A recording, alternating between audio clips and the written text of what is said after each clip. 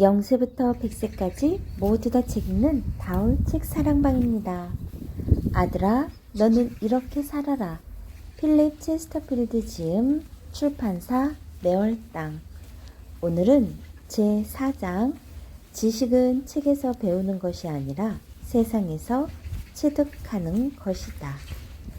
예절이란 이성과 판단으로는 설명할 수 없는 것이다. 순수하게 자연적으로 발생한 것이라고 밖에 달리 할 말이 없다. 그러나 그것이 엄연히 존재하고 있는 이상 우리는 거기에 따라야 한단다. 역사에서 우리가 배워야 할 것들. 역사적인 진실에도 한계는 있다. 프랑스 역사에 대한 너의 고찰은 참으로 훌륭했다. 특히 내가 감탄에 맞이하는 것은 내가 책을 읽게 돼 줄거리 파악에만 그치지 않고 그 내용에 관해서도 깊이 생각했다는 사실이다. 책을 읽을 때 자기 나름대로의 판단을 가하지 않고 암기에 그치는 사람이 많다. 그런 사람들의 머릿속에는 다양한 잡동사니나 불필요한 정보를 쌓아두는 창고에 불과할 뿐 잘 정돈된 방처럼 내가 필요한 지식을 그때그때 꺼내어 활용할 수가 없다. 내가 하고 있는 독서법을 그대로 지속해주기 바란다.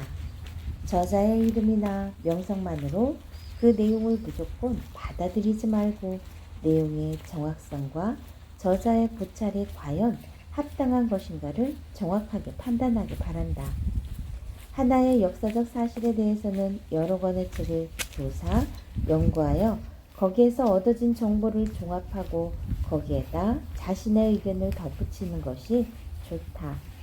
우리가 역사를 공부하는 한계는 내 생각으로는 거기까지라고 생각한다. 유감스럽게도 역사적인 진실을 규명한다는 것은 실제로 불가능한 일이다.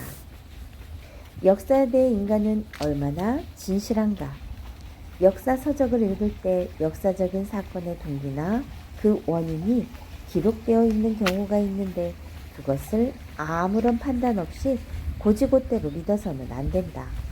그 사건과 연관된 인물의 사고 방식이나 이해관계를 추론해 본 다음에 저자의 고찰이 과연 옳은가 아니면 그 밖에 다른 동기에 가능성은 없는가를 스스로 가늠해 보는 일이 중요하다.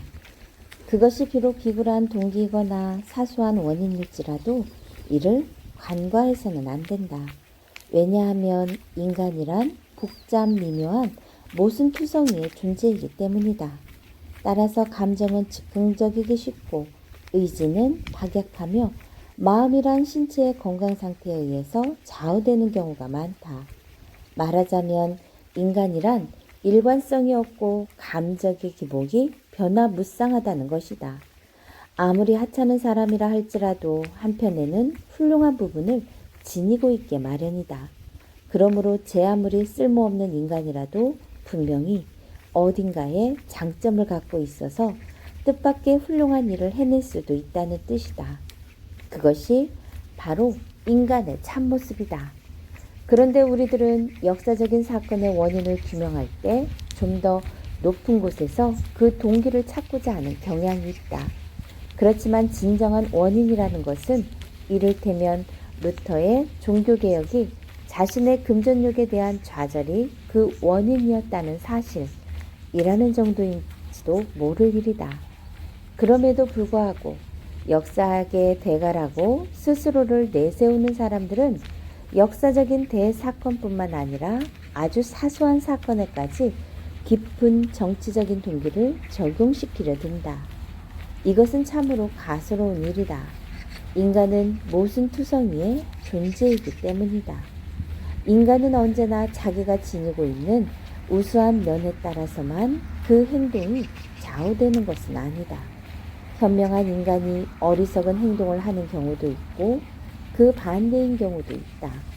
모순된 감정에 사로잡혀 그날의 건강이나 정신 상태에 따라 변하는 것이 인간인 것이다. 그렇게 불완전한 존재인 인간이 진실과는 거리가 먼 좀 더 높은 곳에서 그 동기를 찾아 역사적인 사건을 규명짓는 것은 모순이라고 생각한다. 맛있는 음식을 먹고 상쾌한 수면을 취하고 날씨가 맑은 날에는 영웅 같던 사람이 그 반대의 경우에는 아주 나약한 겁쟁이로 전락해버리는 경우도 있다. 그러므로 나는 인간의 행위에 대한 실체는 아무리 규명하려 해도 그것은 어디까지나 추측의 영역을 벗어나기가 힘들다고 생각한다. 단지 어떤 사건이 있다는 사실을 아는 정도가 고작이며 그것을 아는 것도 나약한 인간의 감상에 불과하다. 로마의 황제 카이사르는 23인의 음모로 살해당했다. 그것은 의심할 여지가 없다.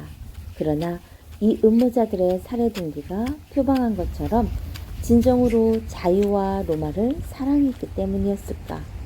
이에 대해 어느 누구도 그렇다고 단정지어 말하기는 어려울 것이다. 사건의 진상이 밝혀진다면 주동자인 브루투스의 카이사르에 대한 개인적인 자존심이나 질투심, 절망이나 원망 같은 다른 여러 가지 요인들도 그 원인에 포함되지 않았을까? 역사는 인간을 가르치는 교과서이다. 회의적인 시각에서 볼 때 역사적 사실 또한 의심스럽게 생각되는 경우가 덜어 있다. 적어도 그 사실과 관련된 배경만이라도 회의적인 시각으로 자세히 들여다보면 역사라는 것이 얼마나 신빙성이 투박한 것인가를 쉽사리 알 수 있다. 예를 들어 근래에 일어난 사건에 대해서 몇 사람이 증언을 할 때 과연 그들이 증언하는 사실이 모두 일치하느냐? 그렇지 않을 것이다. 왜냐하면 그들 중에는 사건을 착각하고 있는 사람도 있고 증언할 때 느낌이 달라지는 사람도 있으며 마음이 변하여 왜곡된 증언을 하는 사람도 있을 수 있기 때문이다.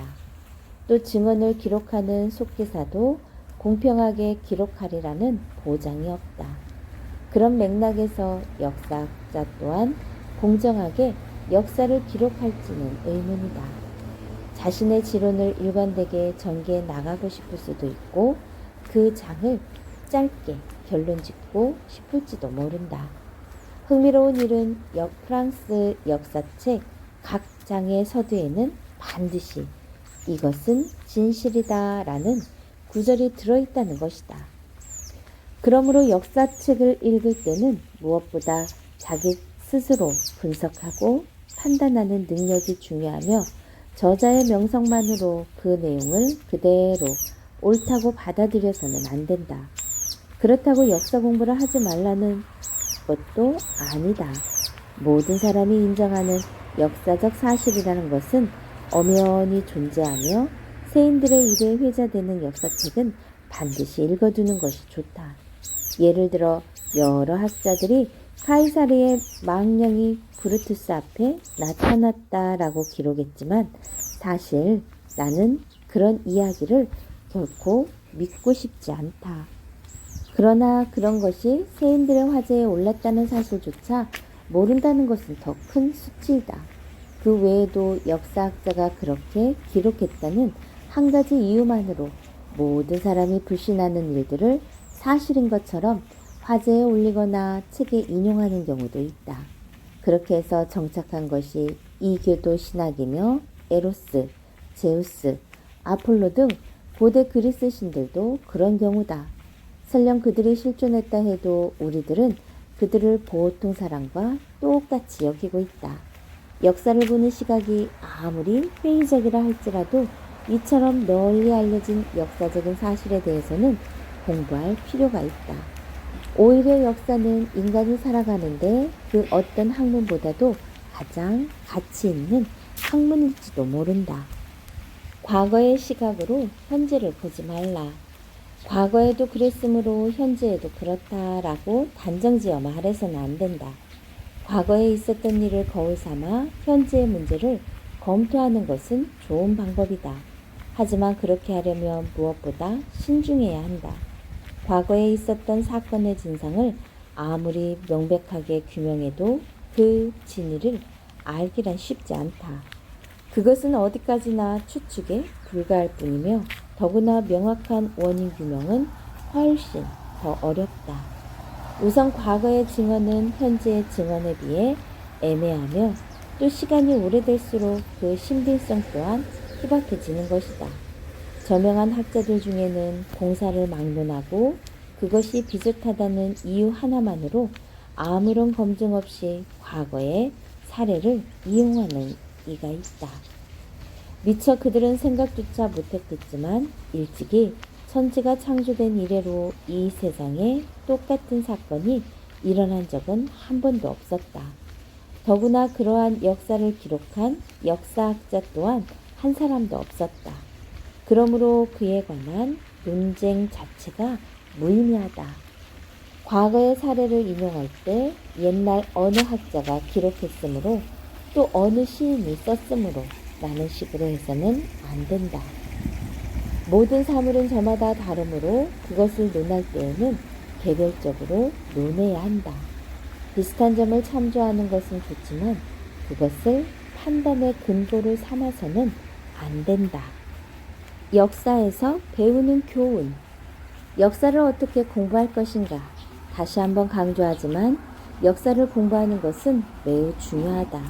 세인들에게 널리 알려진 역사적인 사건은 명망 있는 역사학자의 저서를 통해 공부하는 것이 바람직하다. 그것의 사실 여부를 떠나서 우선 지식으로 알고 있는 것이 중요하다.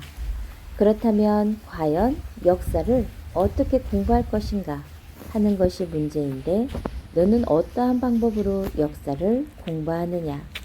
어떤 사람은 시간과 노력을 절약하기 위해 역사적인 대사건만을 중점적으로 공부하고 나머지는 대충 줄거리만 훑어보는 반면 전체적으로 역사적 사건을 두루 섭렵하는 사람도 있다. 그러나 나는 너에게 다른 방법을 권하고 싶다. 먼저 각 나라의 개략적인 역사를 공부하고 대강의 개요를 파악했다고 생각하면 핵심적인 사건, 즉 국가의 정복, 왕의 계승, 정치체제의 변형 등 중요한 사건들을 가려낸다. 그런 후 그 사건들에 대해 상세하게 기록한 논문집이나 역사책을 집중적으로 파고든다. 그때는 자신의 고찰 능력이 중요하다. 끝으로 역사적인 사건의 원인을 규명해서 그 사건으로 말미암아 어떤 결과가 초래되었는지를 스스로 결론 짓는 일이 무엇보다 중요하다. 역사책에서 인생을 배워라. 프랑스 역사에 대해서는 르장드르가 쓴 아주 쉬운 역사책이 있다. 그 책을 읽으면 프랑스의 역사를 대강은 알게 될 것이다. 그 다음 단계로 메제레이의 역사책이 도움이 될 것이다. 그 밖에도 시대별 혹은 중요한 사건별로 상세히 기록된 역사책이나 개인의 정치적 관점에서 쓴 논문이 많이 있다. 근대사를 다른 책으로 필립 드 코미누의 회고록을 비롯해서 루이 14세 때 쓴 역사책들이 상당히 많다. 그 중에서 내가 적당히 선택해서 읽으면 한 시대와 그와 연관된 사건을 구체적으로 알 수 있을 것이다. 그리고 프랑스에서 여러 계층의 사람들과 만나 대화를 나눌 기회가 내게 주어진다면 역사 이야기를 화제로 삼는 것도 좋은 방법이다. 비록 역사에 대해 잘 모르는 사람일지라도 자기 나라의 역사를 모른다고 이야기하지는 않을 것이며 아주 사소한 것이라도 알고 있을 것이다. 설령 역사책을 단 한 권만 읽은 사람일지라도 실제로 그런 사람이 의외로 많다. 스스로 역사책을 읽은 것을 자랑으로 여기고 기꺼이 너의 질문에 답해 줄 것이다. 그런 의미에서 프랑스 여성들은 평소에 역사책을 많이 읽고 있으므로 너의 사교 생활에서도 많은 도움이 될 것이다. 현장에서 사람들과의 대화를 통해 습득한 지식은 책에서 배울 수 없는 또 다른 생생한 지식을 제공할 것이다. 올바른 독서법을 익혀라. 독서하는 시간을 따로 낼 필요는 없다. 우리가 속해 있는 사회는 한 권의 책과 같다. 내가 지금 너에게 권하고 싶은 책은 바로 사회라는 제목의 책이다. 이 사회라는 책에서 내가 얻은 지식은 지금까지 출간된 모든 책 속에 담겨있는 지식보다도 훨씬 큰 도움이 될 것이다. 그러므로 훌륭한 사람들의 모임이 있을 때는 내가 지금 읽고 있는 책이 아무리 큰 지식을 담고 있다 해도 우선 덮어두고 그곳에 나가는 것이 바람직하다. 그렇게 하는 것이 책에서 얻을 수 있는 지식보다 몇 배나 더 큰 공부가 된다. 우리들은 여러 가지 일과 놀이로 바쁘지만 누구나 하루의 일상 중에 잠시 쉴 수 있는 시간은 있게 마련이다. 그리고 그러한 시간을 활용하여 독서를 한다는 것은 더 없는 안식이자 기쁨인 것이다. 하루 중 얼마 안 되는 시간을 활용해서 어떻게 독서를 할 것인가를 내게 몇 가지 요점을 통해 설명하고자 한다. 우선 시시하고 내용이 없는 책에 시간을 할애하지 마라. 그러한 책들은 알맹이가 없고 무식한 저자가 저급한 독자들 염두에 두고 쓰는 경우가 많다. 우리 주위에는 그러한 책들이 무수히 많다. 이런 책은 정신의 독약으로 아무런 쓸모가 없다. 효과적인 독서 방법.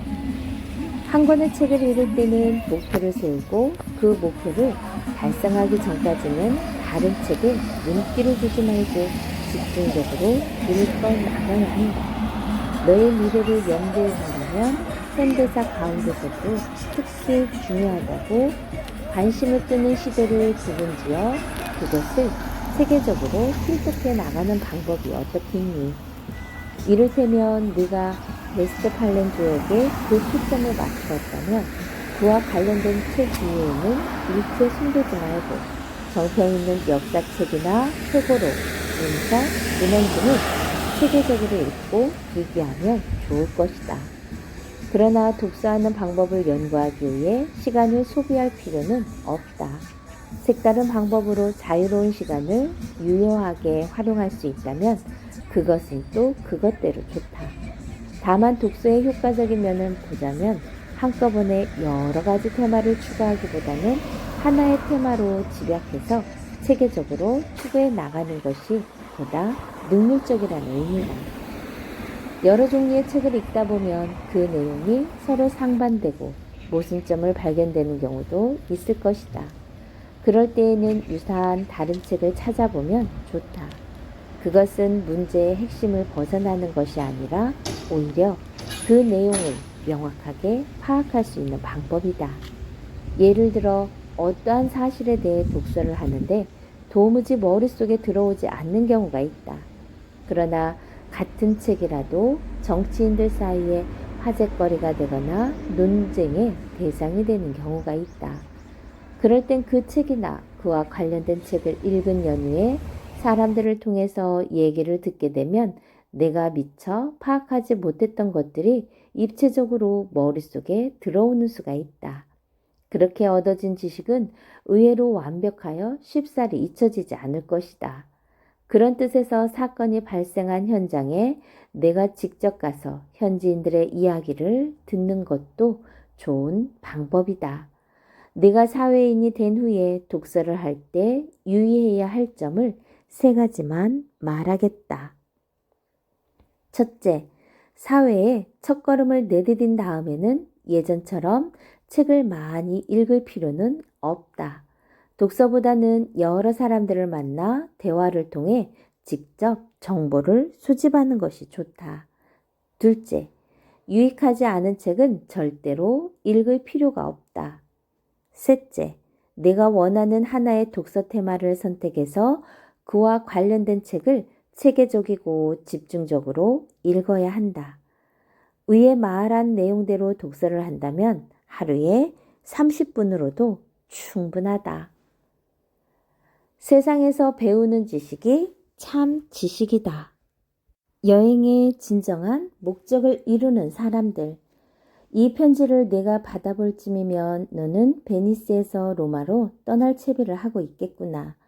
먼저 번 편지에 하트 씨에게도 당부를 했었지만 베니스에서 로마로 가는 아드리아해 중간에 로레토, 리미니, 앙코나가 있는데 그곳은 굳이 체지할 정도까지는 아니더라도 한번 둘러볼 가치가 있는 곳이다. 그 근처에는 고대 로마의 훌륭한 유적과 빼어난 건축, 조각, 회화 등이 많이 있으니 어느 것 하나라도 그냥 지나치지 말고 유심히 보고 오너라. 시간은 많이 걸리지 않겠지만 세밀히 살펴보아야 할 것도 있으므로 그 점 주의하기 바란다. 젊은이들은 경솔하고 주의력이 부족한 까닭에 무엇이든 흘려보기 십상이다. 눈으로 보아도 보이지 않고 귀로 들어도 들리지 않는다라는 말이 있다. 수박 겉핥기식으로 보거나 우이독경식으로 들을 바엔 차라리 보지도 듣지도 않는 편이 낫지 않을까. 그런 의미에서 내가 보내준 여행기는 꽤 훌륭했다. 너는 여행지를 제대로 관찰하고 있고 여러 가지 의문점도 가지고 있는 듯 하구나. 여행의 목적이란 바로 그런 점이라고 할 수 있다. 여행을 하면서 이곳저곳을 전전하기만 할 뿐 다음 유흥이나 숙소에만 정신이 팔려 있다면 그 사람은 참다운 여행을 하는 것이 아니다. 정작 여행에서 돌아왔을 때 아무런 소득이 없는 백지의 상태일 뿐이다. 또한 여행지에서 본 교회의 높은 첨탑이나 아름다운 시계, 호화로운 저택 따위 등 겉모양에만 눈치래를 했다면 진정한 여행을 했다고도 할 수 없다. 그러한 것을 위해 여행을 떠난다면 차라리 집에 있는 편이 나을 것이다. 여행지에서 그 고장만의 특이한 풍습이나 다른 고장과의 차이점, 특산물, 교역, 헌법, 정치 형태 등을 자세히 관찰하는 사람이나 그 고장의 유명 인사와 깊이 교류하고 독특한 예의 범절이나 현지인들의 품성까지도 잘 이해하고 돌아오는 사람이 있다. 이들이야말로 여행의 진정한 목적을 이룬 사람들이다. 여행에서 돌아왔을 때 이들은 떠나기 전보다 훨씬 더 현명해져 있을 것이다. 호기심 있는 여행은 즐겁다. 로마는 인간의 감정체계가 다양한 형태로 생생하게 표현되어 그것이 아름다운 예술로 승화된 도시이다. 그런 도시는 세상에 그리 흔하지 않다. 그러므로 로마에 있을 때에는 카피톨이나 바티칸궁, 판테온을 구경하는 것만으로는 부족하다. 로마는 단 1분의 관광을 위해서도 열흘 동안의 정보 수집이 필요한 곳이다. 로마 제국의 본질, 교황이 쥐었던 권력의 흥망성쇠, 추기경의 책략, 궁정의 정책, 교황 선거를 위한 추기경 회의의 비화 등 절대 권력을 자랑했던 로마 제국의 숨겨진 역사라면 무엇이든 깊게 파고드는 것이 좋을 것이다. 어떤 고장을 가더라도 그 고장의 역사와 현재에 이르기까지 간단히 소개한 소책자가 있다. 미흡한 점은 있지만 먼저 그 책자를 읽어두면 많은 도움이 된다. 그러고도 더 자세히 알고자 원한다면 그 고장 사람들에게 직접 물어보면 된다. 그렇다. 모르는 점이 있으면 그 고장에 정통한 사람들에게 물어보는 것이 최상의 방법이다. 책이란 아무리 자세하게 기록되어 있다 하더라도 완벽한 정보를 제공하지는 못한다. 영국이나 프랑스에도 자국의 현황을 상세하게 소개한 소책자가 여러 권 출간되어 있다. 그러나 그 책자들은 정보서로서는 불완전하다. 그것은 자국에 대해 그다지 정통하지 못한 사람들이 썼거나 그런 사람들이 쓴 책을 아무런 검증 없이 그대로 옮겨 놓았기 때문이다. 그렇다고 해서 그 책자가 읽을 가치가 전혀 없다는 뜻은 아니다. 그것을 읽음으로써 모르던 고장을 알 수 있기 때문이며 그 책을 읽지 않았더라면 아예 알 수조차 없었던 그런 지식들 또한 들어있다. 의심나는 부분이 있으면 단 1시간이라도 괜찮으니 프랑스 정치에 정통한 국회의장이나 의원에게 물어봐라. 프랑스에 있는 모든 책을 다 읽어도 모를 프랑스 국내 정세를 조금은 알 수 있게 될 것이다. 만일 군사력에 대한 지식이 필요하다면 프랑스 군장교에게 문의하면 좋을 것이다. 사람은 누구나 자기의 직업에 특별한 애착을 가지고 있으므로 그에 대한 이야기를 나누는 것을 싫어하지는 않을 것이다. 개중에는 자기 직업과 연관된 이야기가 나오면 저절로 신바람이 나서 모두 드러내놓고 이야기하는 경우도 있다. 그러므로 군인을 만날 기회가 있거든 군사훈련 방법, 의복, 배당, 야영훈련, 임무, 월급, 검열, 수경지 등 알고자 하는 모든 것을 질문해라. 또한 해군에 대한 정보도 수집하는 것이 좋다. 왜냐하면 이제껏 영국은 프랑스 해군과 깊은 유대관계를 지속시켜왔고 앞으로도 그 관계는 계속 유지될 것이기 때문이다. 알아서 유예할 것은 없다. 직접 체험한 해외 정보는 내가 본국으로 돌아왔을 때는 너의 존재를 한곁 돋보이게 하고 다른 나라와의 외교 관계에 얼마나 도움이 될 것인지 상상해보라. 아마 그것은 상상 이상일 것이다. 실제로 이 분야에 정통한 사람은 아직까지 거의 없다. 지금도 이 분야는 미개척지이다. 여행은 몸소 체험하는 것. 여행지에서는 그곳 사람들과 어울려라. 하트 씨의 편지는 언제나 너를 아낌없이 칭찬하는 내용이었는데 이번 편지에는 특히 나를 기쁘게 하는 얘기가 적혀 있었다. 로마에 체류하는 동안 너는 이탈리아인의 사회에 동화하려고 무척 애썼다는구나. 너의 이러한 행동은 내가 왜 너를 외국으로 여행을 보냈는가 하는 취지를 내가 잘 이해한 분별력 있는 행동이라고 나는 느꼈다. 정말 기쁘구나. 외국인들을 많이 아는 것은 자국민만 아는 것보다 훨씬 유리하다. 이러한 분별 있는 행동을 내가 어느 나라에 가든지 계속할 것을 권한다. 한 고장에 일주일이나 10일 정도의 짧은 기간 동안 잠시 머무르는 것은 여행의 진짜 즐거움을 경험할 수 없다. 또한 그곳의 현지인들과 친해질 기간도 없다. 그렇게 짧은 시간이라면 상대방도 친해지기를 꺼린다. 그러나 여러 달 그곳에 머무르게 되면 이야기는 달라진다. 현지인들과 친해질 수 있는 시간이 있기 때문이다. 그러면 자연적으로 이방인이라는 선입견이 없어진다. 이것이 바로 여행의 즐거움이다. 어디를 가든 그곳의 현지인들과 친하게 지내고 그들의 사회에 적응해서 그들의 참 모습을 제대로 볼 수 있어야 한다. 이것이 곧 그 고장의 풍습과 예절 그리고 그 고장의 특성을 이해하는 유일한 방법이라고 나는 생각한다. 이러한 것은 단 30분 동안의 형식적인 공식 방문 따위로는 결코 얻을 수 없는 것이다. 세계 어디를 가든지 인간이 가지고 있는 본래의 성질은 모두 같다. 다른 점이 있다면 그것을 표현하는 방법으로 그 고장의 특성이나 환경에 따라 서로 다른 형태로 표출이 된다. 우리는 그 갖가지 언어나 풍습에 두루두루 익숙해져야 한다. 이를테면 야망은 어느 나라, 어떤 사람이라도 가지고 있다. 그러나 그 야망을 만족시키는 방법은 그곳의 교육이나 풍습에 따라 다르다. 예절을 지키려는 마음도 누구나 갖고 있는 감정이다. 그러나 그 마음을 표현하는 방법은 각 고장에 따라 다르게 나타난다. 영국에서는 국왕에게 절을 하는 것이 존경의 표시지만 프랑스에서는 신뢰가 된다. 황제에게는 존경의 표시로 절을 하는 것이 원칙이다. 그리고 전제군주 앞에서는 엎드려 큰 절을 하는 나라도 있다. 이처럼 예절은 나라와 시대 그리고 풍습에 따라 다르다. 그렇다면 그 예절은 어떻게 해서 생겨난 것일까? 그것은 인간 감정의 자연적 발생에 기인한 것이라고 말할 수밖에 없다.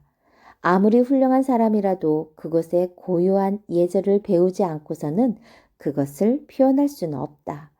그럴 수 있는 사람은 실제로 그곳에서 직접 눈으로 보고 몸으로 체험한 사람뿐이다.